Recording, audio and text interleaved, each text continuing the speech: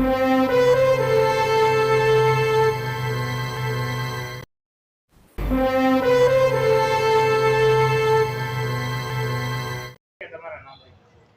નામ ધર્મેન્દ્રસિંહ છે, બુધેલનો વતની છું. અમારા ગામના પૂર્વ સરપંચ તેમજ રાજપૂત સમાજના આગેવાન તેમજ કરણી સેનાના ગુજરાતના કાર્યકારી અધ્યક્ષને પરમ દિવસે રાત્રે કોઈપણ કારણ આપ્યા વિના પીએસઆઈ ધ્રાંગુ દ્વારા ધરપકડ કરવામાં આવેલી, જે બિલકુલ કાળા કાચવાળી વ્હીકલમાં આવેલા અને નંબર પ્લેટ પણ નહોતી એ ગાડીને, એ રીતના અને વિધાઉટ યુનિફોર્મ આવેલા અને એમની કોઈપણ કારણ આપ્યા વગર ધરપકડ કરવામાં આવીને એને ગોંધી રાખવામાં આવેલા. એ વાતની જાણ થતાં ગામના સમસ્ત સમાજના લોકો ત્યાં એસપી કચેરીએ એકઠા થયેલા અને રાજપૂત સમાજના આગેવાનો પણ ત્યાં એકઠા થયેલા.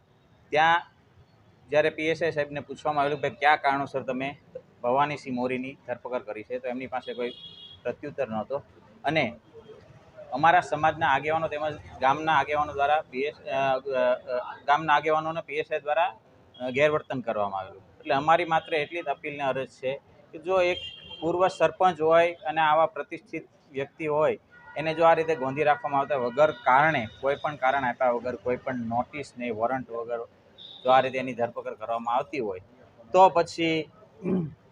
તો પછી સામાન્ય નાગરિકનું શું થશે? અમારો વિરોધ એ વાતને લઈને જ છે કે જો આવા પ્રતિષ્ઠિત નાગરિકને પણ જો આ રીતે ધરપકડ કરવામાં આવતી હોય તો સામાન્ય નાગરિકનું શું થાય? એ અમારો વિરોધ છે. અને કરણી સેના તેમજ અમારા ગામના સમસ્ત સમાજ અહીંયા હાજર છે, તેમજ રાજપૂત સમાજના આગેવાનો હાજર છે. હવે આ પીએસઆઈ ધ્રાંગુ ઉપર જો શિક્ષાત્મક પગલાં નહીં લેવામાં આવે તો અમે આગળ ઉગ્ર આંદોલન કરીશું.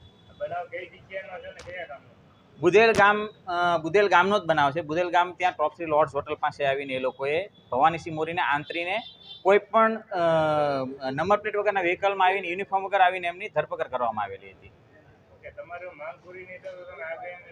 આગળ અમે અત્યારે ગુજરાત લેવલે આંદોલન લઈ જશું. જો આની ઉપર શિક્ષાત્મક પગલાં લેવામાં નહીં આવે તો અમે ગુજરાત લેવલે લડત લઈ જશું અને જરૂર પડશે તો રાષ્ટ્ર લેવલે પણ લઈ જશું.